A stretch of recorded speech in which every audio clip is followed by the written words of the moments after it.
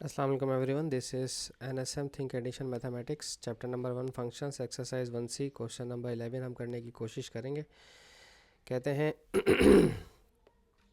The function h is defined by this equation hx is equals to mx plus c। Okay, for domain 0 से 6 given that the graph of hx passes through the point 5 2 and that the graph y is equals to hx and y is equals to h inverse x intersect at the point whose coordinate are 1. Find the value of m and c. Okay, no problem. हमें दिया हुआ function F of H is equals to M X plus C, domain दी हुई 0 से 6 तक और point दिए हुए कोऑर्डिनेट 5 of 2, यानी कि एक्स की जगह अगर 5 रखा तो ये 2 बन जाएगा। ठीक है, तो ग्रेडियंट यहाँ पर भी एक्स की जगह 5 रखना पड़ेगा, सी ऐसी आ जाएगा, तो 5 को एम से मल्टीप्लाई करवाए, ये हो जाएगा 5m प्लस सी ऐसी रहेगा। ठीक है, अच्छा अब देखो उन्होंने कहा एच एक्स और एच इनवर्स एक्स आपस में इंटरसेक्ट कर रहे हैं, तो एच एक्स अगर मेरा ये है तो एच इनवर्स एक्स मेरा ये होगा। ठीक है, क्योंकि ये दोनों लीनियर इक्वेशन है, Y is equals to M X plus C है, तो ये एच ऑफ इनवर्स एक्स होगा। ठीक है, और उसने कहा है कि ये यहाँ पॉइंट ऑफ इंटरसेक्शन है, Y is equals to F H inverse X intersect at the point whose X coordinate is 1। अगर देखो उसका एक्स कोऑर्डिनेट 1 है तो उसका वाई भी 1 ही होगा। क्यों क्यों होगा भाई, वाई 1 क्यों होगा? उसकी रीज़न ये है कि देखो मेरी बात सुनो, अगर मैं एच एक्स की बात करता हूँ, इसका एक कोऑर्डिनेट है 1 और दूसरा कोऑर्डिनेट मुझे अगर फ़िलहाल नहीं पता, तो एच इन्वर्स के कोऑर्डिनेट्स हम कैसे देखते हैं कि इसका वाला जो है 1 वो इसका बन जाएगा, ऐसा ही है, ये 1 यहाँ आ जाएगा और ये वाला जो है y ये यहाँ आ जाएगा। अब उसने कहा है कि ये दोनों आपस में इंटरसेक्ट कर रहे हैं 1 पर, तो अगर इसका x कोऑर्डिनेट 1 है और इसका y कोऑर्डिनेट 1 है, तो ये जब दोनों आपस में इंटरसेक्ट कर रहे हैं तो इन दोनों के पॉइंट्स आपस में सेम आने चाहिए ना, सोल्यूशन सेट सेम होगा, दोनों के कोऑर्डिनेट सेम होंगे। तो दोनों अगर इसका x ले लिया जाए और इसका y एक ही है दोनों का, तो ये 1 1 हो जाएगा। मेरी बात समझ आ रही है जो मैं कहना चाह रहा हूँ? दोनों आपस में इंटरसेक्ट कर रहे हैं और दोनों के एक्स वाई वाले सेम होंगे, तो दोनों 1 1 कहलाएंगे। तो अब दोबारा इक्वेशन लिखो एच इनवर्स एक्स के लिए। अच्छा पहले तो एच इनवर्स एक्स बनाओ। एच इनवर्स एक्स बनाओगे कैसे पहले वो देखो। सबसे पहले तो y is equals to M X plus C, X को सब्जेक्ट बनाना है ना, तो m को यहाँ ले आओ, y minus C upon M, ये बन गया x। तो एच इनवर्स एक्स का जो फंक्शन बना वो बना तुम्हारे पास y माइनस सी है ना, तो इसको x माइनस सी कर दो, x minus C upon M. अब कोऑर्डिनेट्स लो 1 1। क्यों? क्योंकि ये इस वजह से यहाँ पर इन्होंने जो बताया था x का 1 y का 1 हमारे पास बना, तो अगर मैं यहाँ 1 लिखता हूँ, क्योंकि एच ऑफ इनवर्स एक्स 1 लिखूँगा तो उसका आंसर फाइनली 1 ही आएगा मेरे पास। ठीक है, और यहाँ पर भी x की जगह 1 minus C upon M, M को यहाँ भेज के मल्टीप्लाई करवाया, m is equals to 1 minus C. अब इस m 1 माइनस सी को उठाकर यहाँ पुट करो इस इक्वेशन में, 2 इज इक्वल्स टू 5, m की जगह 1 माइनस सी आएगा प्लस का c, ये हो जाएगा 2, 5 1 ज़ा 5 minus 5c plus c, 2 is equals to 5 minus 4c, 4c यहाँ आकर प्लस हो जाएगा, 5 माइनस 2 3 हो जाएगा, और 4 मल्टीप्लाई कर रहा है यहाँ का डिवाइड करेगा, तो c इज इक्वल्स टू 3/4 आ गया। अब c इज इक्वल्स टू 3/4 उठा के यहाँ रख दीजिए, 1 माइनस 3/4, तो 4 1 ज़ा 4, 4 में से 3 के तो 1 बचा, 1/4। ठीक है, m के और c के दोनों के कोऑर्डिनेट्स आ गए। ये हो गया हमारा क्वेश्चन नंबर 11। अब हम देखते हैं 12।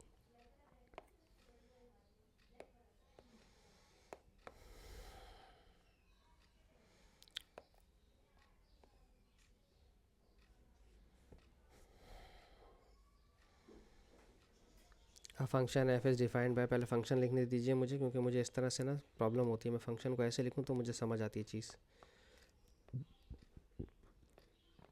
2x plus 5, write down the value of k, x can not be equal to k। ठीक है ना, for undefined value.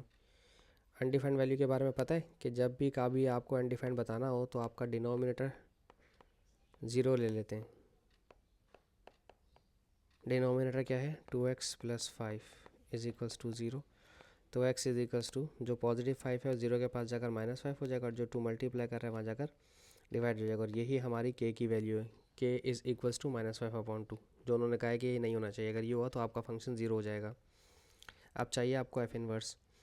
F inverse के लिए आप क्या करेंगे, सबसे पहले आपको एफ एक्स की इक्वेशन लिखनी है, 6x - 1/2x + 5।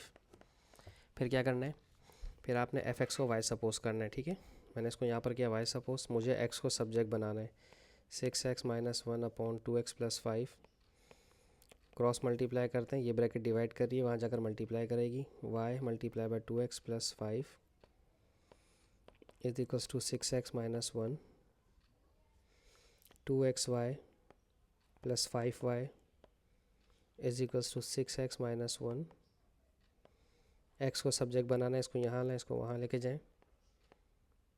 2xy - 6x is equals to k - 1 - 5y।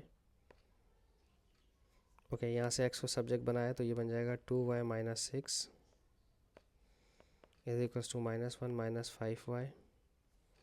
ये x मल्टीप्लाई करवा रही है, ब्रैकेट तो वहाँ चलेगी, मैं इससे माइनस कॉमन लेता हूँ, 1 + 5y अपॉन 2y - 6। मुझे ऊपर माइनस बुरा लग रहा है तो मैं काम करता हूँ, नीचे से भी माइनस कॉमन लेता हूँ, ये तो ऐसी रहेगी।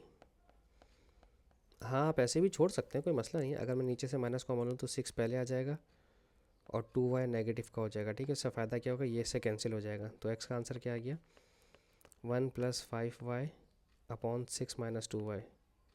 अब आपको एफ इनवर्स लिखना है, एफ इनवर्स x, तो आप क्या लिखेंगे, 1 + 5y की जगह आप लिखेंगे x और 6 - 2y, 6 - 2y की जगह आप लिखेंगे 6 - 2x, ठीक है। ये आपने एफ इनवर्स निकाल लिया। Hand solve the equation. अब इक्वेशन सॉल्व करनी, तो जो आपके पास एफ इनवर्स वाली इक्वेशन आई है वहाँ पर आप इसको पुट कर दो इस तरह से एग्जैक्टली 7/2 - 2x, ठीक है। एग्जैक्टली इसको ऐसे ही सॉल्व करना है, इसको ऐसे ही लिखा रहने दीजिए, 1 + 5x इज अपॉन 6 - 2x, ठीक है। अभी क्या करना है पहले तो लेफ्ट हैंड साइड पर एलसीएम लीजिए, ये 2 ऐसे ही रहेगा, 7 - 2 × 2 = 4x is equals to 1 + 5x। अगर मैं आपसे ये कहता हूँ कि राइट हैंड साइड पर जो डिनोमिनेटर है इसमें से 2 कॉमन ले लीजिए, 2 × 3 = 6 - 2 × 1 = 2x, उसका फ़ायदा क्या होगा, ये इससे कैंसिल हो जाएगा। तो कहानी अभी भी ख़त्म नहीं होती भी नज़र आ रही, मुझे लग रहा है इक्वेशन थोड़ी सी बड़ी हो जाएगी। जो राइट हैंड साइड पर डिनोमिनेटर है वो वहाँ के मल्टीप्लाई करेगा, 1 + 5x ब्रैकेट ओपन कर दें, 7 × 3 = 21 -7x = 7x -3 × 4 = 12x -- +4 × 1 = 4x²। Hope so मुझे आपको डबल ब्रैकेट मल्टीप्लाई करवाना नहीं पड़ेगी, बताना नहीं, ज़रूरत नहीं पड़ेगी बताने की कि मैं क्या कर रहा हूँ, ठीक है ना। 21 -7 और 19, 7 और 2 19, माइनस का 19x प्लस का 4x², वो दोनों यहाँ ले हैं, -1 - 5x, और राइट हैंड साइड पे अब कुछ नहीं बचा, 0 बचा। अरेंज करके लिख दें, 4x², 19x में से 5x गया तो 14x बचा, माइनस का 14x, और 21 में से 1 माइनस हुआ तो 20 इज इक्वल्स टू 0।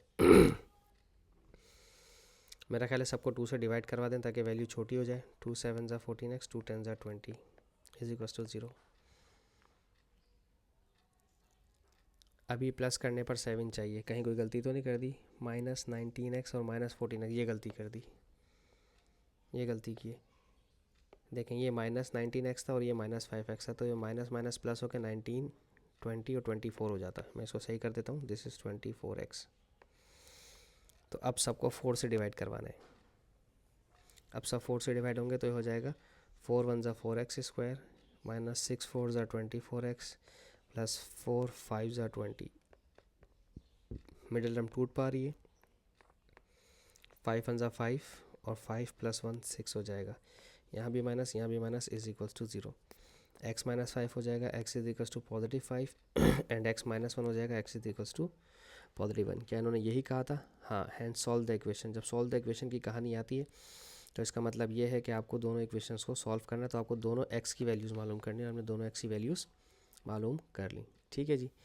इसके साथ ही मेरी ये वीडियो यहाँ ख़त्म होती है। होप्स मैं आपको समझाने में कामयाब रहा हूँगा। Thank you so much for watching my channel. Allah हाफिज़।